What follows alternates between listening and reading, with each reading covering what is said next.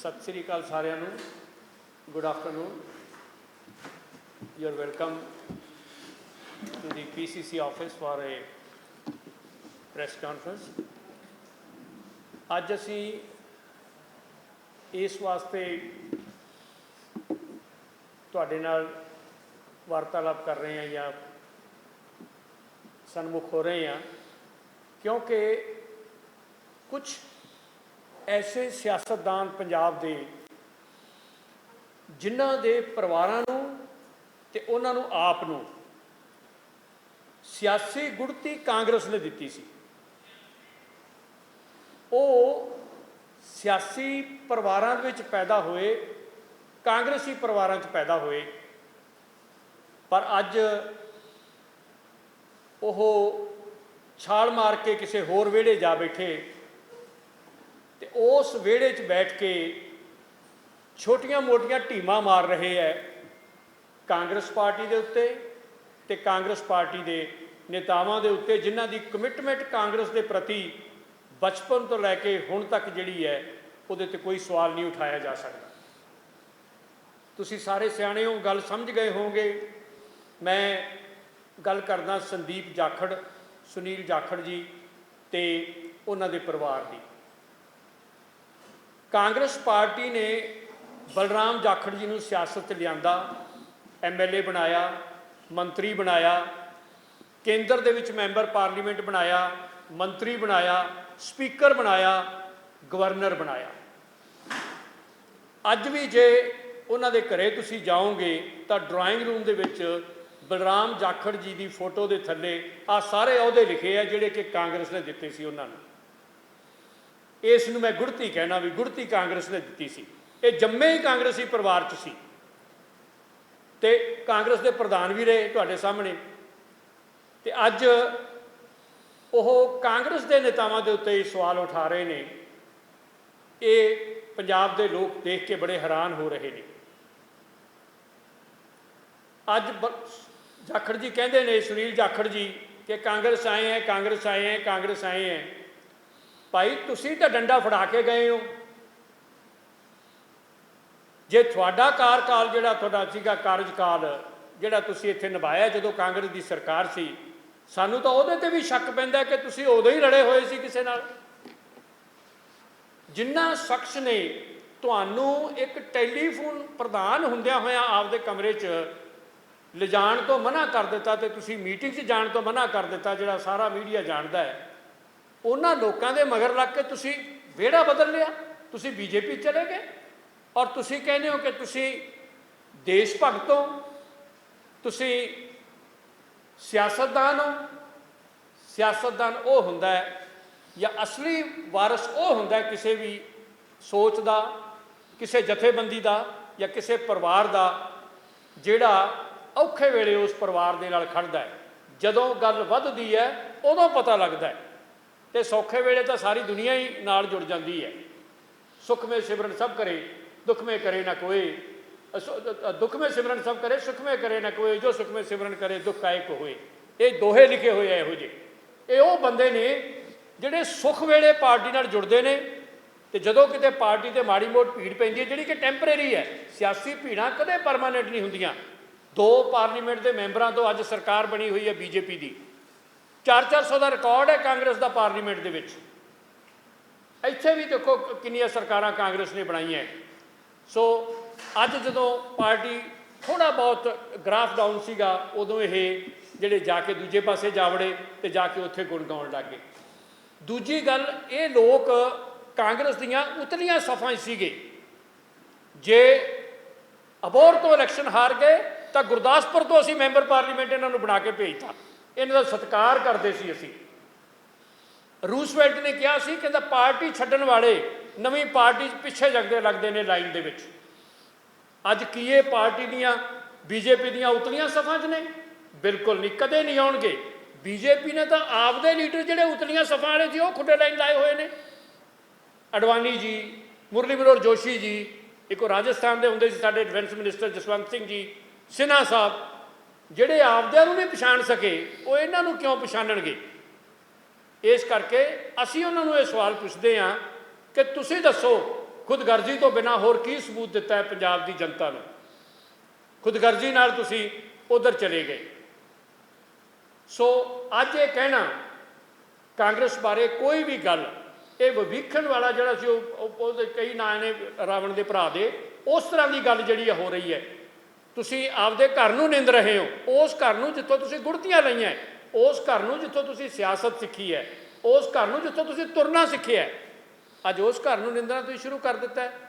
ਇਸ ਨੂੰ ਕੋਈ ਵੀ ਜਿਹੜਾ ਹੈ ਉਹ ਇਸ ਤਰੀਕੇ ਨਾਲ ਨਹੀਂ ਲਏਗਾ। ਅੱਜ ਪਾਰਟੀ ਦੇ ਪ੍ਰਧਾਨ ਤੇ ਤੁਸੀਂ ਸਵਾਲ ਉਠਾ ਰਹੇ ਹੋ, ਉਸ ਪਾਰਟੀ ਦੇ ਪ੍ਰਧਾਨ ਤੇ ਜਿਸ ਨੇ ਤੁਹਾਨੂੰ ਵੀ ਪ੍ਰਧਾਨ ਬਣਾਇਆ ਸੀ। ਤੁਹਾਨੂੰ ਇਤਰਾਜ਼ ਹੁੰਦਾ ਸੀ ਜਦੋਂ ਤੁਹਾਡੇ ਤੇ ਲੋਕ ਕੋਈ ਸਵਾਲ ਚੱਕਦਾ ਸੀ, ਕਿ ਤੁਸੀਂ ਉਦੋਂ ਵੀ ਕੰਸਪੀਰੇਸੀਆਂ ਕਰਦੇ ਰਹੇ ਬੀਜੇਪੀ ਨਾਲ ਕਿ ਮੈਂ ਤਾਂ ਆ ਹੀ ਜਾਣਾ ਇੱਥੇ? ਸ਼ਾਇਦ ਇਸੇ ਕਰਕੇ ਤੁਸੀਂ ਕਾਂਗਰਸ ਦਾ ਉਸ ਵੇਲੇ ਕੋਈ ਆਰਗੇਨਾਈਜੇਸ਼ਨ ਸਟਰਕਚਰ ਨਹੀਂ ਬਣਨ ਦਿੱਤਾ। ਤੁਸੀਂ ਕਾਂਗਰਸ ਦਾ ਤੁਸੀਂ ਕੰਪੇਨ ਕਮੇਟੀ ਦੇ ਪ੍ਰਧਾਨ ਸੀ ਜਾਖੜ ਸਾਹਿਬ, ਤੇ ਮੈਂ ਮੈਂਬਰ ਸੀ ਕੰਪੇਨ ਕਮੇਟੀ ਦਾ ਇਲੈਕਸ਼ਨ ਵੇਲੇ।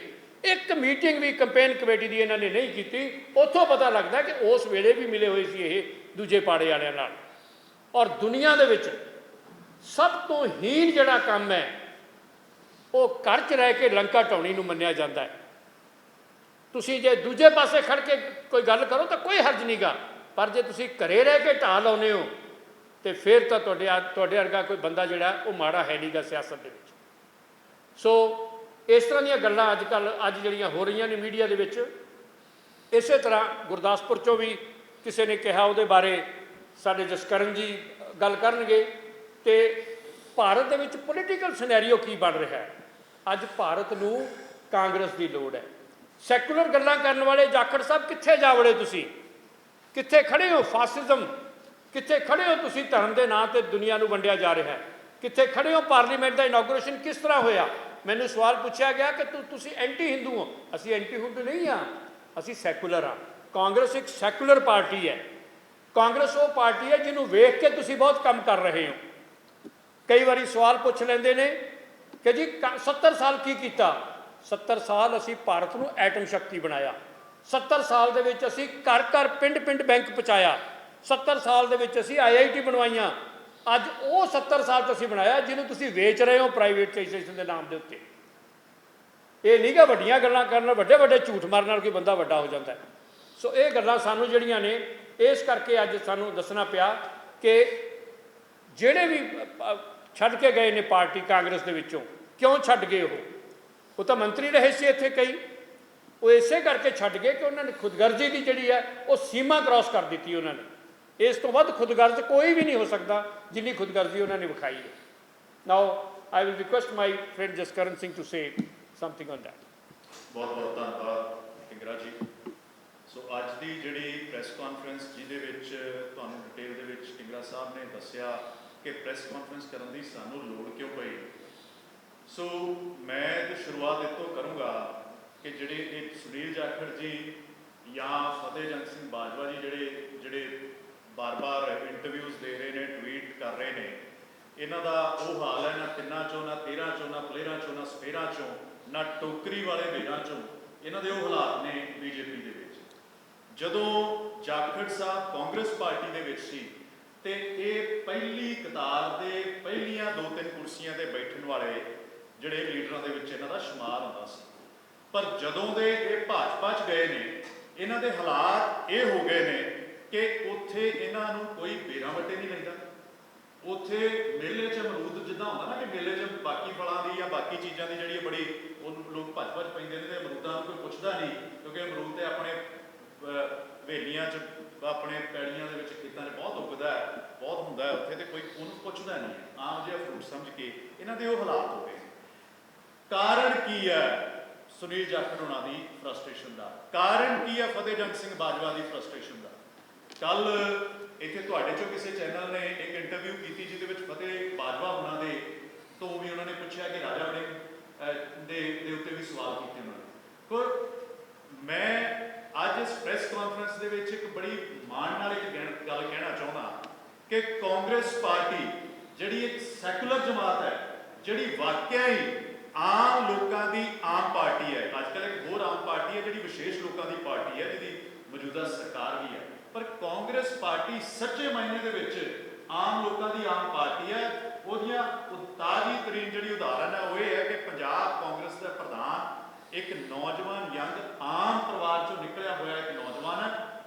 ਜਿਹਦਾ ਕੋਈ ਵੀ ਰਾਜਨੀਤਿਕ ਪਿਛੋਕੜ ਨਹੀਂ, ਜਦੋਂ ਉਹਨੂੰ ਪੰਜਾਬ ਕਾਂਗਰਸ ਦੀ ਵਾਗਡੋਰ ਦਿੱਤੀ ਤੇ ਜਿਹੜੇ ਇਹ ਸੁਨੀਲ ਜਾਖੜ ਹੋਣਾ ਵਰਗੇ ਜਿਹੜੇ ਲੋਕ ਸੀਗੇ ਜਿਨ੍ਹਾਂ ਨੂੰ ਪਿਤਾ ਪੁਰਖੀ ਜਿਹੜੀ ਇੱਕ ਗੱਦੀ ਮਿਲਦੀ ਆਈ ਸੀ, ਉਹਨਾਂ ਦੀ ਉਹ ਜਿਹੜੀ ਕੁਰਸੀ ਸੀ, ਉਹਦੀਆਂ ਜਿਹੜੀਆਂ ਉਹਦੀਆਂ ਪਾਵੇ ਸੀ, ਉਹਦੀਆਂ ਲੱਤਾਂ ਸੀ ਨਾ, ਉਹ ਹਿੱਲਣ ਲੱਗੀਆਂ, ਡੋਲਣ ਲੱਗੀਆਂ ਤੇ ਅੰਦਰ ਉਹਨਾਂ ਦੇ ਇੱਕ ਬਖਲਾਹਟ ਪੈਦਾ ਹੋ ਗਈ ਕਿ ਕਿਉਂ ਇੱਕ ਆਮ ਘਰ ਦਾ ਨੌਜਵਾਨ ਜਿਹੜਾ ਹੈ ਉਹ ਪੰਜਾਬ ਪ੍ਰਧਾਨ ਦੀ ਕੁਰਸੀ ਦੇ ਉੱਤੇ ਆ ਕੇ ਬਹਿ ਗਿਆ।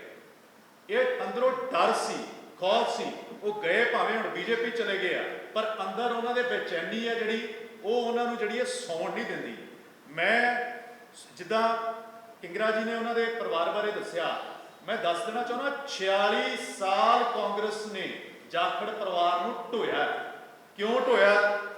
ਵੱਡੇ ਜਿਹੜੇ ਜਾਖੜ ਸਾਹਿਬ ਸੀ 1977 ਚ ਪਹਿਲੀ ਵਾਰੀ ਐਮਐਲਏ ਬਣੇ, 1980 ਚ ਪਹਿਲੀ ਵਾਰੀ ਉਹਨਾਂ ਨੂੰ ਐਮਪੀ ਦੀ ਟਿਕਟ ਦੇ ਕੇ ਕਾਂਗਰਸ ਨੇ ਐਮਪੀ ਬਣਾਇਆ। ਫਿਰ ਪੰਜਾਬ ਛੱਡ ਕੇ ਪੰਜਾਬ ਤੋਂ ਦੌੜ ਕੇ ਚਲੇ ਗਏ ਰਾਜਸਥਾਨ, ਉੱਥੋਂ ਸੀਕਰ ਤੋਂ ਜਾ ਕੇ ਉਹਨਾਂ ਨੂੰ ਐਮਪੀ ਬਣਾਤਾ।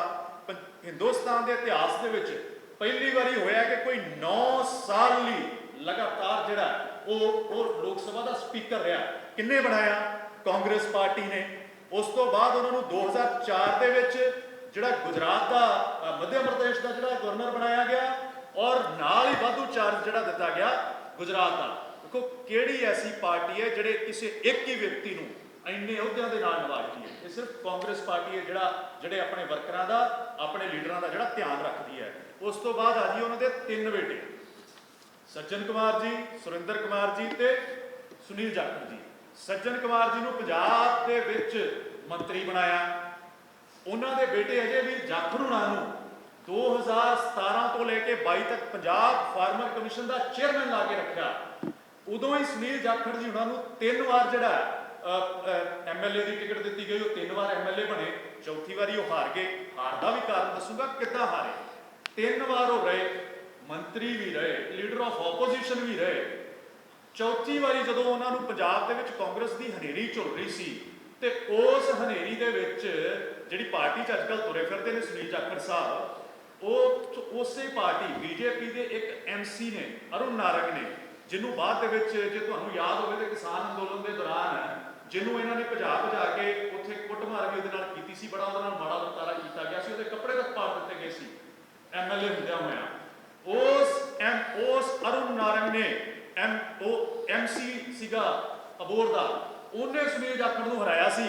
ਜਿਹੜਾ ਕਿ ਸੁਨੀਲ ਜਾਖੜ ਇਹ ਆਪਣੇ ਆਪ ਨੂੰ ਬਹੁਤ ਵੱਡੇ ਲੀਡਰ ਘੁਮਾਉਂਦੇ ਸੀ। ਖਾਦੀ ਕੜੀ ਕਾਂਗਰਸ ਪਾਰਟੀ ਨੇ ਫਿਰ ਇਹਨਾਂ ਤੇ ਰਹਿਮੋ ਕਰਮ ਕੀਤਾ। ਇਹ ਰਹਿਣ ਵਾਲੇ ਕਿੱਥੋਂ ਨੇ? ਪੰਜਕੋਸੀ ਕਿੱਥੇ ਆ? ਬਿਲਕੁਲ ਰਾਜਸਥਾਨ ਬਾਰਡਰ ਤੇ, ਸਮਝ ਲਓ ਰਾਜਸਥਾਨ ਦੇ ਲਗਭਗ ਰਹਿਣ ਵਾਲੇ ਬੰਦੇ ਨੂੰ ਪੰਜਾਬ ਕਾਂਗਰਸ ਨੇ ਪ੍ਰਧਾਨ ਬਣਾਇਆ। ਇਹਨਾਂ ਨੂੰ ਜਾ ਕੇ ਟਿਕਟ ਨਾਲ ਨਵਾਜਿਆ ਗੁਰਦਾਸਪੁਰ ਤੋਂ। ਗੁਰਦਾਸਪੁਰ ਦੇ ਲੋਕਾਂ ਨੇ ਇਹਨਾਂ ਨੂੰ ਜਿਤਾ ਕੇ ਭੇਜਿਆ 1,94,000।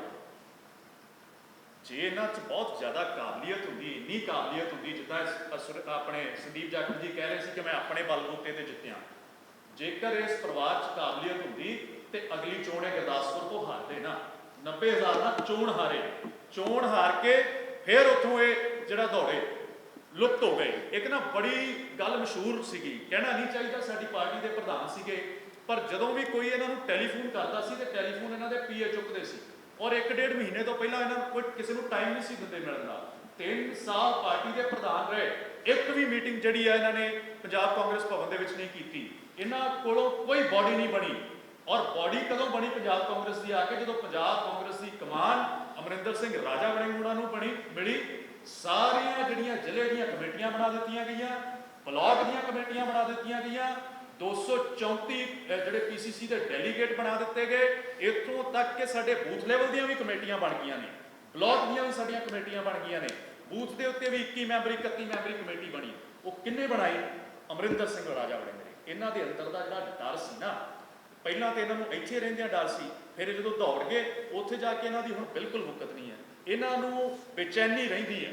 ਮੈਂ ਤੇ ਕੱਲ ਵੀ ਰਿਕੁਐਸਟ ਕਰ ਰਿਹਾ ਸੀਗਾ ਬੀਜੇਪੀ ਇੱਕ ਚੈਨਲ ਦੇ ਉੱਤੇ ਬੀਜੇਪੀ ਵਾਲਿਆਂ ਨੂੰ ਕਿ ਭਾਈ ਇਹਨਾਂ ਨੂੰ ਕੁਝ ਦੇ ਦਿਓ, ਇਹਨਾਂ ਨੂੰ ਕੋਈ ਅਹੁਦਾ ਦੇ ਦਿਓ, ਜੋ ਵੀ ਇਹਨਾਂ ਨੂੰ ਤੁਸੀਂ ਲਾਰਾ ਲੱਪਾ ਲੈ ਕੇ ਗਏ ਸੀ ਸੁਨੀਲ ਜਾਖੜ ਜੀ ਨੂੰ। ਕਿਤੇ ਇਸ ਉਮਰ ਦੇ ਵਿੱਚ ਦੇਖੋ ਜ਼ਿਆਦਾ ਪ੍ਰੈਸ਼ਰ ਦੇ ਨਾਲ ਕਿਤੇ ਸਿਹਤ ਹੀ ਨਾ ਖਰਾਬ ਹੋ ਜਾਏ, ਕਿਤੇ ਮਾਨਸਿਕ ਸੰਤੁਲਨ ਹੀ ਨਾ ਜਿਹੜਾ ਇਹਨਾਂ ਦਾ ਵਿਗੜ ਜਾਵੇ। ਕਿਉਂ ਇਹ ਕਹਿਣ ਦੀ ਲੋੜ ਪਈ? ਕਿਉਂਕਿ 2-2.5 ਮਹੀਨੇ ਪਹਿਲਾਂ ਤੁਹਾਨੂੰ ਯਾਦ ਹੋਏਗਾ ਬਹੁਤ ਸਾਰੇ ਪੱਤਰਕਾਰ ਵੀਰਾਂ ਨਾਲ ਵੀ ਉਦੋਂ ਚਰਚਾ ਹੋਈ ਸੀ ਜਦੋਂ ਇਹਨਾਂ ਨੇ ਰਾਜਾ ਵੜਿੰਗ ਹੋਣਾ ਦੀ ਦਸਤਾਰ ਦੇ ਉੱਤੇ ਟਿੱਪਣੀ ਕੀਤੀ ਸੀ ਕਿ ਨਕਲੀ ਸਿੱਖਾਂ ਤੋਂ ਬਚੋ।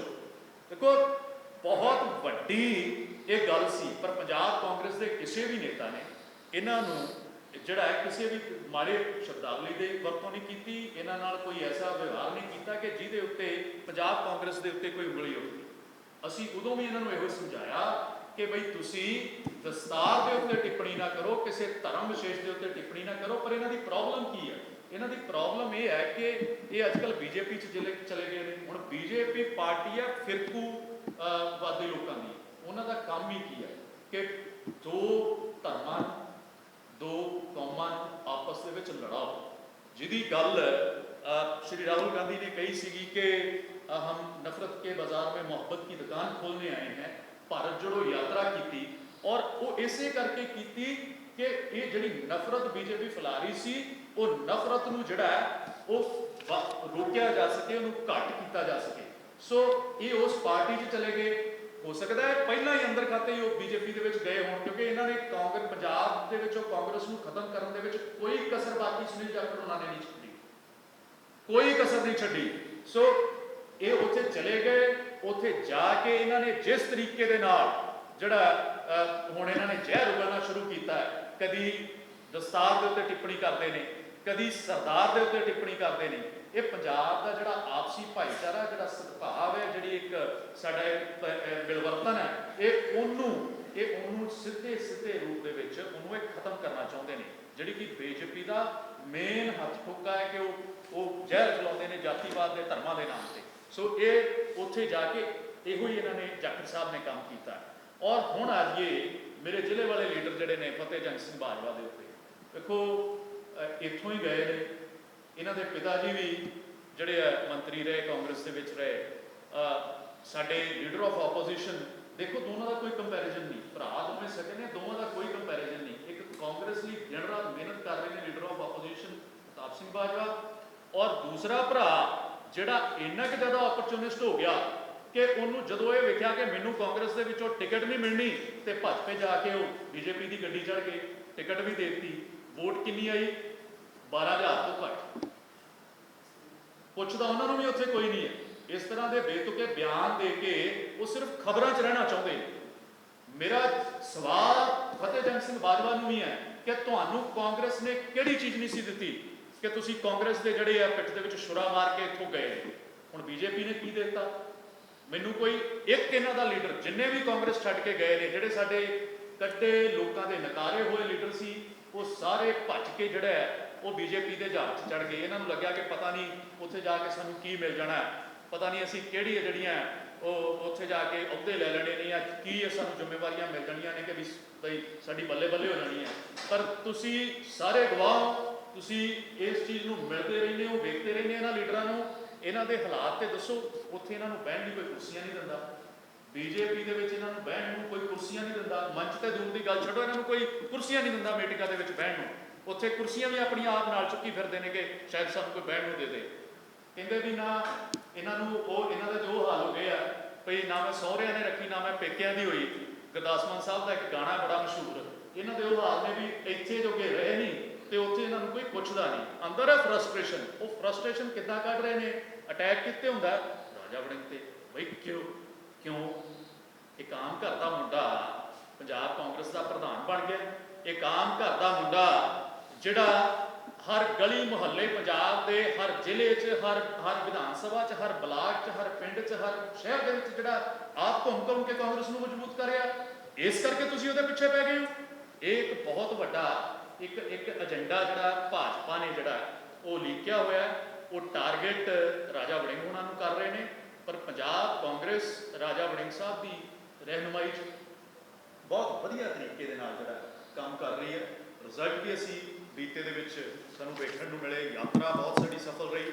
ਜਲੰਧਰ ਇਲੈਕਸ਼ਨ ਬੜੇ ਜ਼ਬਰਦਸਤ ਤਰੀਕੇ ਨਾਲ ਲੜੀ ਗਈ। ਪਰ ਜਿਸ ਤਰੀਕੇ ਨਾਲ ਜਿਹੜੇ ਆਮ ਆਦਮੀ ਪਾਰਟੀ ਨੇ ਸਰਕਾਰ ਦੇ ਤੰਤਰ ਨੂੰ ਉੱਥੇ ਵਰਤਿਆ, ਜਿਸ ਤਰੀਕੇ ਦੇ ਨਾਲ ਦੁਰਵਰਤੋਂ ਹੋਈ ਹੈ, ਵਰਤਿਆ ਨਹੀਂ ਦੁਰਵਰਤੋਂ ਹੋਈ ਹੈ ਸਰਕਾਰੀ ਤੰਤਰ ਦੀ, ਉਹ ਵੀ ਸਾਡੇ ਸਾਰਿਆਂ ਦੇ ਸਾਹਮਣੇ ਸੀਗੀ।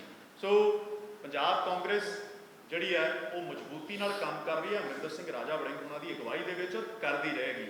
ਔਰ ਜਿੱਥੋਂ ਤੱਕ ਸਵਾਲ ਹੈ ਇਹ ਸੰਦੀਪ ਜਾਖੜ ਵਰਗਿਆਂ ਦਾ, ਮੇਰੇ ਖਿਆਲ ਨਾਲ ਜੇ ਥੋੜੀ ਬਹੁਤੀ ਨੈਤਿਕਤਾ ਹੋਵੇ ਤਾਂ ਸੰਦੀਪ ਜਾਖੜ ਉਹਨਾਂ ਨੂੰ ਖੁਦ ਹੀ ਲਾਂਭੇ ਹੋ ਜਾਣਾ ਚਾਹੀਦਾ ਹੈ। ਐਵੇਂ ਪਹਿਲਾਂ ਪੂਰਾ ਪਰਿਵਾਰ ਲਾਲਚ ਵਸ ਜਿਹੜਾ ਕਾਂਗਰਸ ਦੇ ਕੋਲ ਰਿਹਾ, ਜਦੋਂ ਤੱਕ ਅਹੁਦਿਆਂ ਨਾਲ ਨਵਾਜਦੇ ਰਹੇ ਉਦੋਂ ਤੱਕ ਇਹ ਬਹੁਤ ਕਾਂਗਰਸ ਬੜੀ ਚੰਗੀ ਸੀ। ਜਿੱਦਣ ਅਹੁਦਿਆਂ ਤੋਂ ਲਾਂਭੇ ਕਰ ਦਿੱਤੇ ਤੇ ਉਦੋਂ ਹੀ ਕਾਂਗਰਸ ਜਿਹੜੀ ਹੈ ਖਰਾਬ ਲੱਗਣ ਲੱਗ ਗਈ। ਸੋ ਸੰਦੀਪ ਜਾਖੜ ਨੂੰ ਵੀ ਹੁਣ ਦੋਹਰੇ ਮਾਪਦੰਡ ਨਹੀਂ ਬਣਾਉਣੇ ਚਾਹੀਦੇ। ਮੇਰੇ ਖਿਆਲ ਨਾਲ ਉਹਨੂੰ ਵੀ ਇਹ ਫੈਸਲਾ ਲੈ ਲੈਣਾ ਚਾਹੀਦਾ ਹੈ ਕਿ ਮੈਂ ਇਹ ਆਪਣਾ ਅਹੁਦਾ ਛੱਡ ਕੇ ਲਾਂਭੇ ਹੋ ਜਾ। ਔਰ ਬਾਜਵਾ ਸਾਹਿਬ ਨੂੰ, ਫਤਿਹ ਬਾਜਵਾ ਜੀ ਨੂੰ ਮੇਰੀ ਇੱਕ ਵਿਸ਼ੇਸ਼ ਬੇਨਤੀ ਹੈ, ਭਾਈ ਤੁਹਾਨੂੰ ਵੀ ਬਹੁਤ ਕੁਛ ਦਿੱਤਾ, ਬਹੁਤ ਕੁਛ ਦਿੱਤਾ ਹੈ ਪਾਰਟੀ ਨੇ, ਪਰ ਤੁਹਾਡਾ ਵੀ ਮੈਨੂੰ ਲੱਗਦਾ ਹੈ ਕਿ ਅਜੇ ਤੱਕ ਜਿਹੜਾ ਢਿੱਡ ਨਹੀਂ ਸੀ ਭਰਿਆ ਕਿ ਤੁਸੀਂ ਅਹੁਦੇ ਵੀ ਹੰਢਾ ਲਏ, ਤੁਸੀਂ ਸਰਕਾਰ ਵੀ ਹੰਢਾ ਲਈ ਤੇ ਫਿਰ ਤੁਸੀਂ ਭੱਜ ਕੇ ਬੀਜੇਪੀ ਦੇ ਗੱਡੀ ਵੀ ਚੜ੍ਹ ਗਏ ਤੇ ਲੱਭਾ ਉੱਥੋਂ ਵੀ ਕੱਖ ਨਹੀਂ। ਹੋ ਸਕਦਾ ਹੈ ਕਿ ਇਹ ਵੀ ਕਿਤੇ ਲੱਭਦੇ ਹੋਣ ਕਿ ਵੀ ਸ਼ਾਇਦ ਮੈਂ ਕੋਈ ਗੱਲ-ਗੁੱਲ ਕਰਾਂ ਤੇ ਮੇਰੇ ਨਾਲ ਕੋਈ ਚਰਚਾ ਹੋ ਛਿੜੇ ਤੇ ਮੈਂ ਵੀ ਵਾਪਸੀ ਕਰਾਂ। ਪਰ ਅਸੀਂ ਕਲੀਅਰ ਕਰ ਦੇਣਾ ਚਾਹੁੰਦੇ ਹਾਂ, ਪ੍ਰਧਾਨ ਜੀ ਨੇ ਬਹੁਤ ਵਾਰੀ ਇਹ ਆਪਣੇ ਬਿਆਨਾਂ ਦੇ ਵਿੱਚ ਵੀ ਕਲੀਅਰ ਕੀਤਾ ਹੈ ਕਿ ਜਿੰਨੇ ਇਹ ਭੱਜੇ ਨੇ ਇਹਨਾਂ ਕਿਸੇ ਦੀ ਵਾਪਸੀ ਨਹੀਂ ਹੋਏਗੀ, ਕਿਸੇ ਵੀ ਇੱਕ ਵੀ ਲੀਡਰ ਦੀ ਵਾਪਸੀ ਨਹੀਂ ਹੋਏਗੀ। ਸੋ ਇਹ ਉੱਥੇ ਬੇਚੈਨ ਨੇ, ਮਾਨਸਿਕ ਰੂਪ ਦੇ ਵਿੱਚ ਪਰੇਸ਼ਾਨ ਨੇ, ਇਸ ਕਰਕੇ ਜਿਹੜਾ ਬਾਰ-ਬਾਰ ਜਿਹੜੀ ਇਹ ਟਿੱਪਣੀ ਕਾਂਗਰਸ ਦੇ ਲੀਡਰਾਂ ਦੇ ਉੱਤੇ ਕਰ ਰਹੇ ਨੇ। ਸੋ ਮੈਂ ਹੁਣ ਰਿਕੁਐਸਟ ਕਰੂੰਗਾ ਸਾਡੇ ਸਪੋਕਸਪਰਸਨ ਅਰਸ਼ ਕੜਿਆਲ ਜੀ ਨੂੰ ਕਿ ਉਹ ਵੀ ਆਪਣੀ ਇਸ ਜਿਹੜੀ ਗੱਲ ਨੂੰ ਕੰਕਲੂਡ ਕਰਨ ਕਰਕੇ ਰੱਖੇ। Thank you. ਸੰਦੀਪ ਜਾਖੜ ਸਾਹਿਬ ਦੀ ਆਈਡੈਂਟੀਟੀ ਕੀ ਹੈ, ਇਹ ਸਭ ਨੂੰ ਸਮਝਣ ਦੀ ਲੋੜ ਹੈ। ਕਾਂਗਰਸ ਪਾਰਟੀ ਦੇ ਐਮਐਲਏ, ਇਹ ਸੰਦੀਪ ਜਾਖੜ ਸਾਹਿਬ ਦੀ ਆਈਡੈਂਟੀਟੀ ਹੈ। ਕਾਂਗਰਸ ਪਾਰਟੀ ਕਰਕੇ ਉਹ ਜਿੱਤੇ, ਲੈਜਿਸਲੇਟਿਵ ਅਸੈਂਬਲੀ ਦੇ ਵਿੱਚ ਸੀਟ ਮਿਲੀ, ਕਾਂਗਰਸ ਪਾਰਟੀ ਦੇ ਸਿੰਬਲ ਤੇ ਉਹਨਾਂ ਨੂੰ ਵੋਟਾਂ ਮਿਲੀਆਂ ਤੇ ਉਹੀ ਕਾਂਗਰਸ ਪਾਰਟੀ ਦੇ ਮੁਖੀ ਦੇ ਖਿਲਾਫ, ਉਹੀ ਕਾਂਗਰਸ ਪਾਰਟੀ ਦੇ ਖਿਲਾਫ ਜੋ ਤੁਸੀਂ ਬੋਲਦੇ ਹੋ, ਇਹ ਤੁਹਾਡੇ ਬਾਰੇ ਬੜੀਆਂ ਗੱਲਾਂ ਦੱਸਦਾ ਹੈ ਤੇ ਤੁਹਾਡੇ ਦੋਹਰੇ ਮਾਪਦੰਡ ਦਿਖਾਉਂਦਾ ਹੈ। ਤੁਸੀਂ ਦੋ ਦਾਅਵੇ ਕੀਤੇ ਕੰਪਰੋਮਾਈਜ਼ ਦੇ, ਕੰਪਰੋਮਾਈਜ਼ ਜੇ ਹੁੰਦੇ ਤਾਂ ਪਰਚਾ ਰਾਜਾ ਵੜਿੰਗ ਸਾਹਿਬ ਤੇ ਨਾ ਹੁੰਦਾ। ਆਈਟੀ ਐਕਟ ਦਾ ਜੋ ਸਰਕਾਰ ਨੇ ਕਰਵਾਇਆ ਸੀਗਾ, ਕਿਉਂਕਿ ਰਾਜਾ ਵੜਿੰਗ ਸਾਹਿਬ ਨੇ ਆਵਾਜ਼ ਬੁਲੰਦ ਕੀਤੀ ਤੇ ਹਮੇਸ਼ਾ ਕਰਦੇ ਆਏ ਹੈ। ਦੂਜੀ ਗੱਲ ਇਹ ਹੈ ਕਿ ਇਹਨਾਂ ਨੇ ਗੱਲ ਕੀਤੀ ਵੀ ਕਾਂਗਰਸ ਪਾਰਟੀ ਆਮ ਆਦਮੀ ਪਾਰਟੀ ਦੀ ਆਲੋਚਨਾ ਨਹੀਂ ਕਰ ਰਹੀ ਹੈ। ਕਾਂਗਰਸ ਪਾਰਟੀ ਦੇ ਇੱਕ ਸੱਦੇ ਤੇ ਅਜੀਤ ਦੇ ਆਡੀਟੋਰੀਅਮ ਦੇ ਵਿੱਚ ਪੰਜਾਬ ਦੀਆਂ ਪੋਲੀਟੀਕਲ ਪਾਰਟੀ ਸਾਰੀਆਂ ਆਈਆਂ, ਸਾਰੇ ਮੀਡੀਆ ਇੰਸਟੀਟਿਊਸ਼ਨਸ ਆਏ, ਆਊਟਲੈਟਸ ਆਏ, ਇੱਕ ਬੁਲੰਦ ਆਵਾਜ਼ ਦੇ ਵਿੱਚ ਆਮ ਆਦਮੀ ਪਾਰਟੀ ਦੀ ਧੱਕੇਸ਼ਾਹੀ ਨੂੰ, ਆਮ ਟਵਿਸਟਿੰਗ ਮੀਡੀਆ ਦੀ ਨੂੰ ਕੰਡੈਮ ਕੀਤਾ। ਉਹ 1000 ਜਰਨਲਿਸਟ ਜਿਨ੍ਹਾਂ ਨੇ ਮੈਮੋਰੈਂਡਮ ਦਿੱਤਾ ਸੀ ਗਵਰਨਰ ਸਾਹਿਬ ਨੂੰ ਆਮ ਆਦਮੀ ਪਾਰਟੀ ਦੀ ਧੱਕੇਸ਼ਾਹੀ ਦੇ ਖਿਲਾਫ, ਉਹਨਾਂ ਨਾਲ ਖੜੇ। ਜਿਹੜਾ ਉਹਨਾਂ ਨੇ ਅਜੀਤ ਨਾਲ ਕੀਤਾ, ਹਮਦਰਦ ਸਾਹਿਬ ਨਾਲ ਕੀਤਾ, ਉਹਦੇ ਨਾਲ ਖੜੇ ਤੇ ਪੂਰੇ ਪੰਜਾਬ ਦੇ ਨਾਲ ਖੜੇ, ਆਮ ਆਦਮੀ ਪਾਰਟੀ ਦੇ ਖਿਲਾਫ ਖੜੇ। ਸੋ ਇੱਥੋਂ ਪਤਾ ਲੱਗਦਾ ਹੈ ਕਿ ਜੇ ਕੋਈ ਗਲਤ ਕਹਿ ਰਿਹਾ ਹੈ ਤੇ ਉਹ ਸੰਦੀਪ ਜਾਖੜ ਸਾਹਿਬ ਨੇ। ਤੇ ਜੇ ਕੰਪਰੋਮਾਈਜ਼ ਦੀ ਗੱਲਾਂ ਕਰਦੇ ਆ ਇਹ, ਰਾਜਾ ਵੜਿੰਗ ਸਾਹਿਬ ਸ਼ੁਰੂ ਤੋਂ ਕਾਂਗਰਸ ਪਾਰਟੀ ਦੇ ਨਾਲ ਸੀ, ਹੈਗੇ ਹੈ ਤੇ ਰਹਿਣਗੇ। ਕੰਪਰੋਮਾਈਜ਼ ਕੌਣ ਹੈ ਜਾਖੜ ਸਾਹਿਬ, ਇਹ ਤੁਹਾਨੂੰ ਮੈਂ ਦੱਸਦਾ।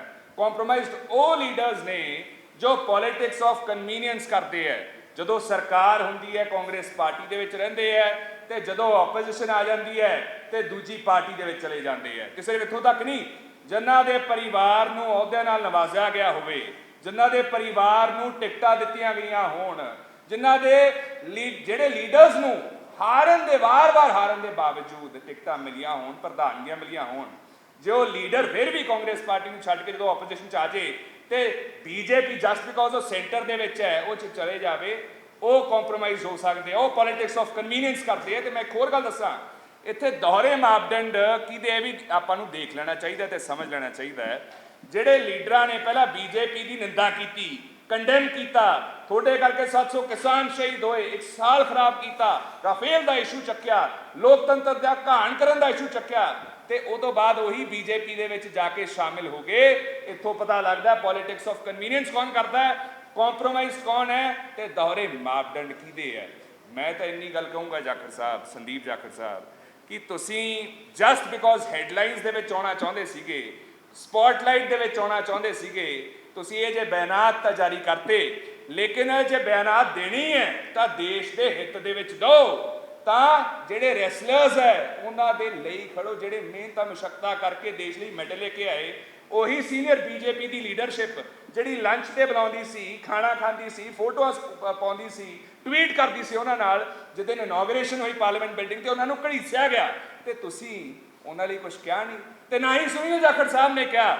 ਸੁਨੀਲ ਜਾਖੜ ਸਾਹਿਬ ਸਿਰਫ ਕਹਿਣ ਨਾਲ ਨਹੀਂ ਬਣਦਾ, ਪਾਰਟੀ ਚੋਂ ਉਧਰੋਂ ਵੀ ਅਸਤੀਫਾ ਦਿਓ ਵੀ ਬੀਜੇਪੀ ਦੀ ਲੀਡਰਸ਼ਿਪ ਜਿਹੜਾ ਫੈਡਰੇਸ਼ਨ ਦਾ ਪ੍ਰਧਾਨ ਹੈ ਉਹਦੇ ਖਿਲਾਫ ਕਰਦੀ ਕਿਉਂ ਨਹੀਂ ਪਈ ਕੁਝ। 2 ਪਰਚੇ ਹੋਣ ਦੇ ਬਾਵਜੂਦ ਬੰਦਾ ਅਰੈਸਟ ਨਾ ਹੋਵੇ, ਬੰਦਾ ਅਹੁਦੇ ਤੋਂ ਨਾ ਉਤਾਰਿਆ ਜਾਵੇ, ਇਹ ਚੀਜ਼ ਮੈਂ ਆਪਦੇ ਲੀਗਲ ਕਰੀਅਰ ਦੇ ਵਿੱਚ ਕਦੇ ਨਹੀਂ ਦੇਖੀ। ਤੇ ਦੂਜੀ ਗੱਲ ਇਹ ਹੈ ਜਿਹੜੇ 2 ਪਰਚੇ ਹੋਇਆ ਉਹਦੇ ਵਿੱਚ 10 ਮੋਲੈਸਟੇਸ਼ਨ ਕੇਸਿਸ ਦਾ ਵੀ ਰੈਫਰੈਂਸ ਹੈ, ਵੇਰਵਾ ਹੈ। ਉਹਦੇ ਬਾਵਜੂਦ ਜੇ ਉਹਨਾਂ ਨੂੰ ਨਹੀਂ ਲਾਂਭੇ ਕੀਤਾ ਜਾ ਰਿਹਾ ਤੇ ਮੈਨੂੰ ਲੱਗਦਾ ਸੁਨੀਲ ਜਾਖੜ ਸਾਹਿਬ ਨੂੰ ਆਪਦੀ ਲੀਡਰਸ਼ਿਪ ਨੂੰ ਕੰਡੈਮ ਕਰਕੇ ਅਸਤੀਫਾ ਦੇ ਦੇਣਾ ਚਾਹੀਦਾ ਸੁਨੀਲ ਜਾਖੜ ਸਾਹਿਬ ਨੂੰ। ਤੇ ਐਤਕੀ ਜੋ ਅਸੂਲਾਂ ਦੀ, ਪ੍ਰਿੰਸੀਪਲਸ ਦੀ ਜਿਹੜੇ ਗੱਲ ਕਰਦੇ ਆ, ਅਸੂਲ ਤੇ ਪ੍ਰਿੰਸੀਪਲਸ ਦਿਖਾਉਣ, ਕਿਉਂਕਿ action speak louder then words. Sunil Jakhar ਸਾਹਿਬ ਤੁਸੀਂ ਅਸਤੀਫਾ ਦਿਓ ਬੀਜੇਪੀ ਦੇ ਵਿੱਚੋਂ, ਕਿਉਂਕਿ ਰੈਸਲਰਸ ਦੇ ਨਾਲ ਨਹੀਂ ਖੜੇ। ਬੇਟੀ ਬਚਾਓ ਬੇਟੀ ਪੜ੍ਹਾਓ ਕਹਿਣਾ ਸੌਖਾ ਹੈ, ਇੰਪਲੀਮੈਂਟ ਕਰਨਾ ਔਖਾ ਹੈ, ਸੋ ਅਸਤੀਫਾ ਉਧਰੋਂ ਦਿਓ। ਸੰਦੀਪ ਜਾਖੜ ਸਾਹਿਬ ਜੇ ਕਾਂਗਰਸ ਪਾਰਟੀ ਨਾਲ ਇੰਨੀ ਤਕਲੀਫ ਹੈ, ਕਾਂਗਰਸ ਪਾਰਟੀ ਦੇ ਮੁਖੀ ਨਾਲ ਇੰਨੀ ਤਕਲੀਫ ਹੈ ਤੇ ਪਾਰਟੀ ਚੋਂ ਅਸਤੀਫਾ ਦੇ ਕੇ ਰਿਜ਼ਾਈਨ ਕਰਕੇ ਬਾਈ ਇਲੈਕਸ਼ਨ ਲੜੋ ਤੇ ਜਿੱਤ ਕੇ ਦਿਖਾਓ। ਸੋ ਇੱਕ ਲਾਸਟ ਦੇ ਉੱਤੇ ਜਿਹੜੇ ਬਹੁਤ ਇੰਪੋਰਟੈਂਟ ਇਸ਼ੂ ਨੇ ਪੰਜਾਬ ਦੇ 2-3 ਉਹਨਾਂ ਦੇ ਉੱਤੇ ਵੀ ਤੁਹਾਡੇ ਨਾਲ ਚਰਚਾ ਕਰ ਲਈਏ। ਇੱਕ ਤੇ ਪੰਜਾਬ ਦਾ ਰੂਰਲ ਡਿਵੈਲਪਮੈਂਟ ਫੰਡ, ਉਹ ਰੁਕਿਆ ਗਿਆ। ਹਾਲਾਂਕਿ ਸਰਕਾਰ ਆਮ ਆਦਮੀ ਪਾਰਟੀ ਦੀ ਹੈ ਪਰ ਸੂਬਾ ਸਾਡਾ ਸਾਰਿਆਂ ਦਾ। ਉਹਦੇ ਉੱਤੇ ਸੁਨੀਲ ਜਾਖੜ ਉਹਨਾਂ ਦੇ ਮੂੰਹ ਚੋਂ ਇੱਕ ਸ਼ਬਦ ਨਹੀਂ ਨਿਕਲਿਆ। ਮੰਡੀ ਫੀਸ ਦੀ ਕਟੌਤੀ ਹੋਈ, ਉਹਦੇ ਲਈ ਸੁਨੀਲ ਜਾਖੜ ਉਹਨਾਂ ਦੇ ਮੂੰਹ ਚੋਂ ਜਾਂ ਫਤਿਹ ਜੰਗ ਬਾਜਵਾ ਉਹਨਾਂ ਦੇ ਮੂੰਹ ਚੋਂ ਇੱਕ ਸ਼ਬਦ ਨਹੀਂ ਨਿਕਲਿਆ। ਜਿਹੜੀਆਂ ਸਾਡੀਆਂ ਦੇਸ਼ ਦੀਆਂ ਬੱਚੀਆਂ ਜੰਤਰ ਮੰਤਰ ਦੇ ਉੱਤੇ ਜਿਨ੍ਹਾਂ ਦੇ ਨਾਲ ਉੱਥੇ ਜਿਹੜਾ ਅਤਿਆਚਾਰ ਹੋ ਰਿਹਾ, ਉਹਦੇ ਲਈ ਸੁਨੀਲ ਜਾਖੜ ਜਾਂ ਫਤਿਹ ਬਾਜਵਾ ਉਹਨਾਂ ਦੇ ਮੂੰਹ ਚੋਂ ਇੱਕ ਸ਼ਬਦ ਨਹੀਂ ਨਿਕਲਿਆ।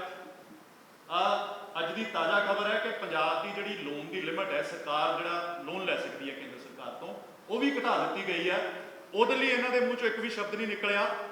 ਪੰਜਾਬ ਯੂਨੀਵਰਸਿਟੀ ਦੇ ਵਿੱਚੋਂ ਪੰਜਾਬੀ ਭਾਸ਼ਾ ਨੂੰ ਲਾਜ਼ਮੀ ਵਿਸ਼ੇ ਤੌਰ ਤੋਂ ਹਟਾ ਦਿੱਤਾ ਗਿਆ। ਹਾਲਾਂਕਿ ਉਹ ਫੈਸਲਾ ਸਾਰੀਆਂ ਜਿਹੜੀਆਂ ਸਟੂਡੈਂਟ ਐਸੋਸੀਏਸ਼ਨਸ ਜਾਂ ਕਾਂਗਰਸ ਪਾਰਟੀ ਜਾਂ ਹੋਰਨਾਂ ਪਾਰਟੀਆਂ ਦੇ ਦਬਾਅ ਤੋਂ ਬਾਅਦ ਵਾਪਸ ਲਿਆ ਗਿਆ, ਪਰ ਇਹਨਾਂ ਦੇ ਮੂੰਹ ਤੋਂ ਪੰਜਾਬੀ ਭਾਸ਼ਾ ਲਈ ਇੱਕ ਸ਼ਬਦ ਨਹੀਂ ਨਿਕਲਿਆ। ਜਦੋਂ ਪੰਜਾਬ ਦੀ ਗੱਲ ਆਉਂਦੀ ਹੈ ਉਦੋਂ ਤੇ ਕਿਤੇ ਲੋਕੇ ਬਹਿ ਜਾਂਦੇ ਨੇ ਜਾਖੜ ਸਾਹਿਬ, ਤੇ ਜਦੋਂ ਕੋਈ ਮੁੱਦਾ ਆਉਂਦਾ ਹੈ ਕਿ ਕਾਂਗਰਸ ਪਾਰਟੀ ਦਾ ਕੋਈ ਲੀਡਰ ਕੁਝ ਕਰਨ ਲੱਗਦਾ, ਉਦੋਂ ਇਹਨਾਂ ਨੂੰ ਇੱਕਦਮ ਜਿਹੜੀ ਹੈ ਇਹਨਾਂ ਦੇ ਮੂੰਹ ਦੇ ਵਿੱਚ ਜ਼ੁਬਾਨ ਆ ਜਾਂਦੀ ਹੈ। ਇੱਕ ਵਿਅਕਤੀ ਜਿਹੜਾ ਰਹਿੰਦਾ ਹੋਵੇ, ਮੈਂ ਨਿੱਜੀ ਨਹੀਂ ਸੀ ਜਾਣਾ ਚਾਹੁੰਦਾ ਕਿਉਂਕਿ ਇਹ ਅਸਲੀ ਤੇ ਨਕਲੀ ਦੀ ਗੱਲ ਕਰਨ ਲੱਗ ਗਏ ਨੇ, ਇਹ ਸਰਦਾਰਾਂ ਤੇ ਅਟੈਕ ਕਰਨ ਲੱਗ ਗਏ ਨੇ। ਮੈਂ ਇਸ ਕਰਕੇ ਗੱਲ ਕਹਿਣਾ ਚਾਹੁੰਦਾ, ਇੱਕ ਵਿਅਕਤੀ ਰਹਿੰਦਾ ਪੰਜਕੋਸੀ 'ਚ, ਪੰਜਕੋਸੀ ਬਿਲਕੁਲ ਬਾਰਡਰ ਤੇ, ਮੈਂ ਪਹਿਲਾਂ ਵੀ ਦੱਸਿਆ, ਉੱਥੋਂ ਉਸ ਤੋਂ ਬਾਅਦ ਇਹ ਦੂਸਰਾ ਘਰ ਪੰਚਕੂਲੇ, ਤੀਸਰਾ ਕਿਤੇ। ਸੋ ਪੰਜਾਬ ਦੇ ਨਾਲ ਇਹਨਾਂ ਦਾ ਸਰੋਕਾਰ ਹੀ ਨਹੀਂ ਹੈ। ਇੱਥੇ ਤੇ ਸਿਰਫ ਅਹੁਦੇ ਲੈਣ ਦੇ ਮਾਰੇ ਜਿਹੜੇ ਆਉਂਦੇ ਸੀ, ਅਹੁਦਿਆਂ ਦੀ ਭੁੱਖ ਸੀ, ਉਸ ਅਹੁਦਿਆਂ ਦੀ ਭੁੱਖ ਕਰਕੇ ਇਹ ਸਾਰਾ ਕੁਝ ਕਰ ਰਹੇ ਸੀ। ਮੇਰੀ ਬੇਨਤੀ ਹੈ ਕਿ ਇਹ ਇਸ ਤਰ੍ਹਾਂ ਦੀ ਬਿਆਨਬਾਜ਼ੀ ਬੰਦ ਕਰ, ਨਹੀਂ ਤੇ ਸਾਨੂੰ ਵੀ ਫਿਰ ਕੋਈ ਜਿਹੜਾ ਇਹਨਾਂ ਦੇ ਵਿਰੁੱਧ ਕਰੜਾ ਸਟੈਂਡ ਲੈਣਾ ਪਏਗਾ। ਬਸ ਇੰਨੀਆਂ ਕੀ ਬੇਨਤੀਆਂ ਸੀਗੀਆਂ। ਬਹੁਤ ਬਹੁਤ ਤੁਹਾਡਾ ਸਾਰਿਆਂ ਦਾ ਧੰਨਵਾਦ, ਤੁਸੀਂ ਇੱਥੇ ਆਏ। ਕੋਈ ਸਵਾਲ ਪਲੀਜ਼। ਤੁਸੀਂ ਸਰਦਾਰ ਦੇ ਸਰਕਾਰ ਦੀ ਗੱਲ ਕੀਤੀ ਕਿ ਰਾਜਾ ਬੜੇ ਸੋਹਣੇ ਸਰਦਾਰ ਦੇ ਟਿੱਪਣੀਆਂ ਕੀਤੀਆਂ ਜਾ ਰਹੀਆਂ, ਪਰ ਵਿਰੋਧੀ ਧਿਰ ਦੇ ਲੀਡਰ ਭਗਵੰਤ ਮਾਨ ਦੀ ਦਸਤਾਰ ਉੱਪਰ ਵੀ ਟਿੱਪਣੀਆਂ ਕਰਦੇ ਕਿ ਦਸਤਾਰ ਥੱਲੇ ਵਾਲ ਨਹੀਂ। ਨਹੀਂ, ਜਿਹੜੀ ਟਿੱਪਣੀ ਦੇਖੋ, ਦਸਤਾਰ ਦੇ ਵਿੱਚ ਜਿਹੜੀ ਟਿੱਪਣੀ ਕੀਤੀ ਗਈ ਉਹ ਕਿਹਾ ਗਿਆ ਕਿ ਨਕਲੀ ਸਰਦਾਰ ਹੈ। ਸਰਦਾਰ ਕੋਈ ਵੀ ਨਕਲੀ ਨਹੀਂ ਹੋ ਸਕਦਾ। ਨਕਲੀ ਸਰਦਾਰ ਕੋਈ ਕਿਵੇਂ ਹੋ ਸਕਦਾ? ਨਕਲੀ ਹਿੰਦੂ ਕੋਈ ਕਿਵੇਂ ਹੋ ਸਕਦਾ? ਨਕਲੀ ਮੁਸਲਮਾਨ ਕਿਵੇਂ ਹੋ ਸਕਦਾ?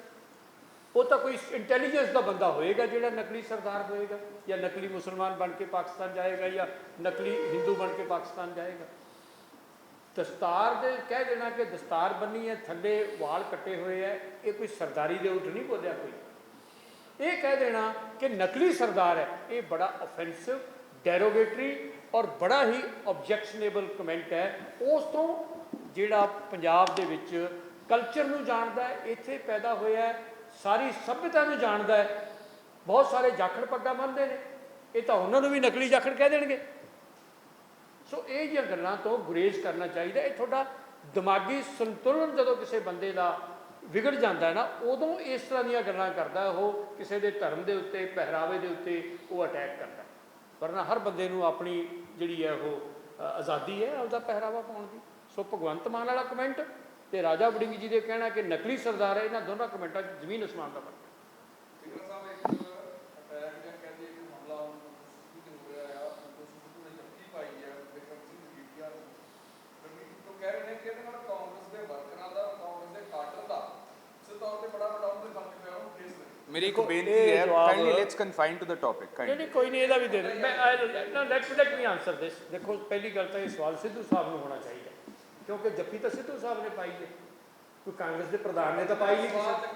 ਨਹੀਂ ਮੈਂ ਤੁਹਾਨੂੰ ਦੱਸਦਾ ਬਾਕੀ ਜਿਹੜੀ ਉਹ ਜੱਫੀ ਜਿਹੜੀ ਉਹਨਾਂ ਨੇ ਸਿੱਧੂ ਸਾਹਿਬ ਨੇ ਪਾਈ ਹੈ, ਉਹਨਾਂ ਨੂੰ ਸਵਾਲ ਕਰੋ ਤੁਸੀਂ। ਬਾਕੀ ਜਦ ਤੱਕ ਕਾਂਗਰਸ ਦਾ ਵਰਕਰ ਡਿਮੋਰਲਾਈਜ਼ ਹੋਣਾ ਇਹ ਤੁਸੀਂ ਭੁੱਲ ਜਾਓ। ਨਾ ਕਾਂਗਰਸ ਕਦੇ ਡਿਮੋਰਲਾਈਜ਼ ਹੋ ਸਕਦੀ ਹੈ। ਭਾਰੀ ਗੁਮਾਨ ਭਜੇ ਮਨ ਮੇ ਕਰ, ਪਰਬਤ ਪੰਖ ਹਲੇ ਨਾ ਹਲੇਂਗੇ। ਇਹ ਪਰਬਤ ਵਰਗੀ ਪਾਰਟੀ ਹੈ, ਇਹ ਨਹੀਂ ਕਦੇ ਹਿਲ ਸਕਦੀ ਕਿਸੇ ਦੀ ਜੱਫੀ ਪਾਉਣ ਨਾਲ ਜਾਂ ਨਾ ਜੱਫੀ ਪਾਉਣ ਨਾਲ। ਨਾ ਇਹਦੇ ਵਲੰਟੀਅਰ ਕਦੇ ਵੀ ਤੁਸੀਂ ਕਹੋ ਵੀ ਉਹ ਫਰਸਟ੍ਰੇਟ ਹੋ ਸਕਦੇ ਆ। ਅਸੀਂ ਤਾਂ ਜਿਹੜੇ ਉਛਾਲੂ ਸਮੁੰਦਰ ਹੈ ਨਾ, ਜਿਹੜੇ ਤੂਫਾਨੀ ਸਮੁੰਦਰਾਂ 'ਚ ਤਰਨ ਵਾਲੀ ਪਾਰਟੀ ਹੈ, ਭਾਰਤ ਨੂੰ ਆਜ਼ਾਦ ਕਰਾਉਣ ਵਾਲੀ ਪਾਰਟੀ ਹੈ, ਇਹਦੇ ਵਲੰਟੀਅਰ ਕਿਵੇਂ ਜਿਹੜੇ, ਇਹਦੇ ਵਰਕਰ ਕਿਵੇਂ ਜਿਹੜੇ ਉਹ ਡਿਮੋਰਲਾਈਜ਼ ਹੋ ਸਕਦੇ?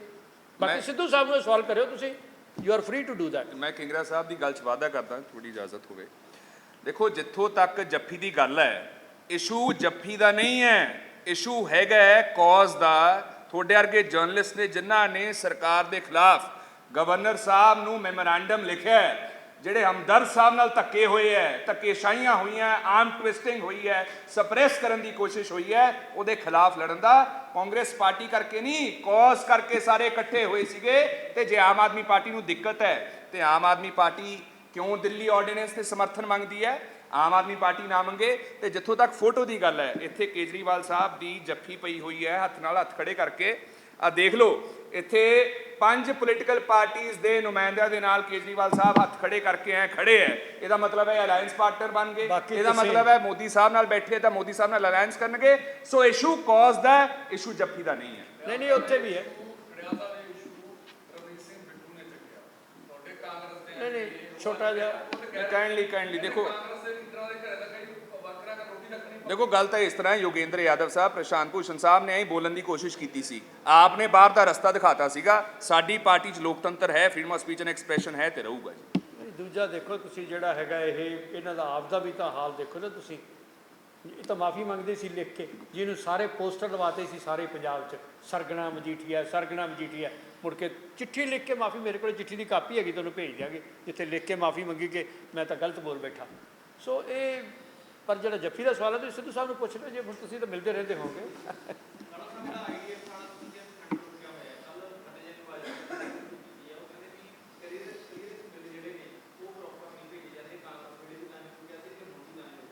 ਪੰਜੋਲੀ ਸਾਹਿਬ, ਇਹ ਵੈਸੇ ਜਿਹੜਾ ਆਰਡੀਐਫ ਹੈ ਇਹ ਸਟੇਟ ਦਾ ਸਬਜੈਕਟ ਹੈ। ਕੇਂਦਰ ਇਹਦੇ ਉੱਤੇ ਇੰਟਰਫੇਅਰ ਨਹੀਂ ਕਰ ਸਕਦਾ।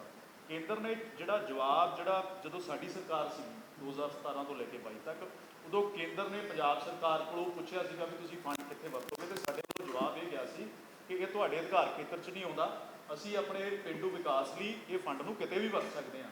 ਪਰ ਆਮ ਆਦਮੀ ਪਾਰਟੀ ਦੀ ਕਮਜ਼ੋਰੀ ਕਿੱਥੇ ਹੈ ਕਿ ਜਦੋਂ ਇਹਨਾਂ ਕੋਲੋਂ ਇਹੋ ਹੀ ਸਵਾਲ ਜਿਹੜਾ ਉਹਨਾਂ ਨੇ ਕਿਹਾ ਸੀਗਾ, ਯੂਸੀ ਦੀ ਗੱਲ ਕੀਤੀ ਸੀਗੀ ਨਾ, ਯੂਟਿਲਿਟੀ ਸਰਟੀਫਿਕੇਟ ਦੀ, ਉਹ ਯੂਸੀ ਦੀ ਗੱਲ ਦੇ ਉੱਤੇ ਮੈਂ ਦੱਸਦਾ ਕਿ ਜਦੋਂ ਇਹਨਾਂ ਨੂੰ ਪੁੱਛਿਆ ਗਿਆ ਆਮ ਆਦਮੀ ਪਾਰਟੀ ਦੀ ਸਰਕਾਰ ਨੂੰ, ਤੇ ਇਹਨਾਂ ਨੇ ਲਿਖਤੀ ਦੇ ਵਿੱਚ ਉਹਨਾਂ ਨੂੰ ਭੇਜ ਦਿੱਤਾ ਕਿ ਅਸੀਂ ਜਿਹੜਾ ਹੈ ਉਹ ਮੰਡੀਆਂ ਦੀ ਡਿਵੈਲਪਮੈਂਟ ਤੇ ਖਰਚਾਂਗੇ।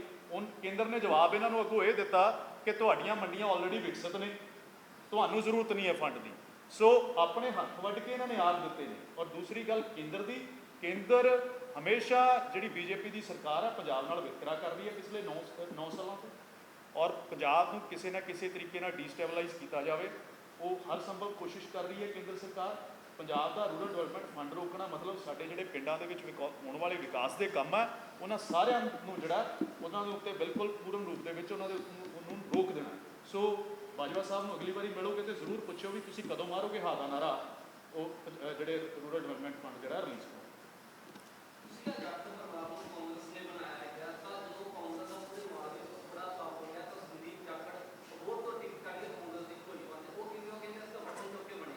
ਨਹੀਂ ਦੇਖੋ, ਕਾਂਗਰਸ ਦਾ ਸੁਪੜਾ ਕਦੇ ਸਾਫ਼ ਨਹੀਂ ਹੋਇਆਗਾ, ਨਾ ਹੀ ਕਾਂਗਰਸ ਦਾ ਸੁਪੜਾ ਕਦੇ ਸਾਫ਼ ਹੋ ਸਕਦਾ ਹੈ। ਆਈ ਡਿਜ਼ਿਸਟ ਟੂ ਰਿਕੋਗਨਾਈਜ਼ ਦਿਸ ਵਰਡ। ਜਿਹੜਾ ਤੁਹਾਡਾ ਕੀ ਖਿਆਲ ਹੈ, ਬੀਜੇਪੀ ਦੀਆਂ ਵੋਟਾਂ ਨੇ ਜਿੱਤ ਗਏ ਸੀ ਉਹ? ਅਬੋਹਰ 'ਚ ਵੀ ਤਾਂ ਕਾਂਗਰਸੀਆਂ ਨੇ ਵੋਟ ਪਾਈ ਤਾਂ ਹੀ ਜਿੱਤੇ ਉਹ। ਮੈਂ ਨਹੀਂ ਕਹਿੰਦਾ ਕਿ ਬਾਕੀ ਕਾਂਗਰਸੀ ਹਾਰ ਗਏ ਤਾਂ ਕੋਈ ਗੱਲ ਨਹੀਂ, ਉੱਥੇ ਕੁਝ ਹੋਇਆ ਹੋਣਾ ਹੈਗਾ ਇਸ ਤਰ੍ਹਾਂ ਦਾ, ਪਰ ਜੇ ਅਬੋਹਰ 'ਚੋਂ ਵੀ ਉਸ ਵੇਲੇ ਕਾਂਗਰਸ ਦੀਆਂ ਵੋਟਾਂ ਨਾਲ ਜਿੱਤੇ ਹੈ ਔਰ ਇਖਲਾਕੀ ਤੌਰ ਤੇ ਜੇ ਉਹਨਾਂ ਨੇ ਕ੍ਰਿਟੀਸਾਈਜ਼ ਕਰਨਾ, ਦੇਖੋ ਜਿਹੜੇ ਘੋੜੇ ਤੇ ਚੜੇ ਹੋ ਨਾ ਉਹਦੀਆਂ ਲੱਤਾਂ ਨਹੀਂ ਵੱਢੀ ਦੀਆਂ, ਇਹ ਬੜੀ ਪੁਰਾਣੀ ਕਹਾਵਤ ਹੈ। ਡਿੱਗ ਪਓਗੇ ਘੋੜੇ ਤੋਂ ਉੱਤਰ ਜਾਓ, ਮੁੜ ਕੇ ਘੋੜੇ ਤੇ ਗੋਲੀ ਮਾਰ ਦਿਓ, ਬੇਸ਼ੱਕ ਡਜ਼ਨਟ ਮੈਟਰ, ਪਹਿਲਾਂ ਉਹਨੂੰ ਉੱਤਰ ਜਾਓ। ਸੰਦੀਪ ਜਾਖੜ ਨੂੰ ਮੈਂ ਕਹੂੰਗਾ ਉੱਤਰ ਜਾਓ ਕਾਂਗਰਸ ਦੇ ਘੋੜੇ ਤੋਂ, ਉੱਤਰ ਕੇ ਨਿੰਦੋ ਜਿੰਨੀ ਮਰਜ਼ੀ ਨਿੰਦੋ। ਦੇਖੋ ਪਾਰਟੀ ਐਕਸ਼ਨ ਜਿਹੜਾ ਇਹ ਪਾਰਟੀ ਦੀ ਹਾਈ ਕਮਾਂਡ ਦਾ ਇਹ ਹੁੰਦਾ ਹੈਗਾ, ਇਹ ਪਾਰਟੀ ਐਕਸ਼ਨ ਲਊਗੀ ਨਹੀਂ ਲਊਗੀ, ਕਿੰਨੀ ਢਿੱਲ ਦਿੰਦੇ ਆ ਆਪਾਂ ਪਤੰਗ ਨੂੰ ਕੱਟਣ ਤੋਂ ਪਹਿਲਾਂ, ਇਹ ਪਾਰਟੀ ਦੇ ਵੱਡੇ ਫੈਸਲੇ ਹੁੰਦੇ ਆ ਜਿਸ ਤੇ ਪਾਰਟੀ ਜਿਹੜੀ ਆ ਉਹ ਫੈਸਲਾ ਕਰੇਗੀ। ਐਡ ਕਰ ਦਿੰਦਾ ਜੀ, ਪਾਸਟ ਦੇ ਵਿੱਚ ਇਹ ਵੀ ਸਵਾਲ ਬਾਰ-ਬਾਰ ਕੀਤਾ ਜਾਂਦਾ ਸੀਗਾ ਕਿ ਐਮਪੀ ਪ੍ਰਨੀਤ ਕੌਰ ਦੇ ਉੱਤੇ ਕੋਈ ਐਕਸ਼ਨ ਲਏਗਾ ਕਿ ਨਹੀਂ ਲਏਗਾ। ਐਮਪੀ ਪ੍ਰਨੀਤ ਕੌਰ ਨੂੰ ਵੀ ਜਿਹੜਾ ਉਹ ਪਾਰਟੀ ਦੇ ਵਿੱਚੋਂ ਐਕਸਪੈਲ ਕੀਤਾ ਗਿਆ, ਕੋਈ ਗੱਲ ਨਹੀਂ, ਸਮਾਂ ਆ ਲੈਣ ਦਿਓ ਤੇ ਸੰਦੀਪ ਜਾਖੜ ਹੋਣਾ ਦੇ ਉੱਤੇ ਵੀ ਜਿਹੜਾ ਇਹ ਵੀ ਜਵਾਬ ਜਿਹੜਾ ਮਿਲੇਗਾ। Thank you very much Bhai, thanks a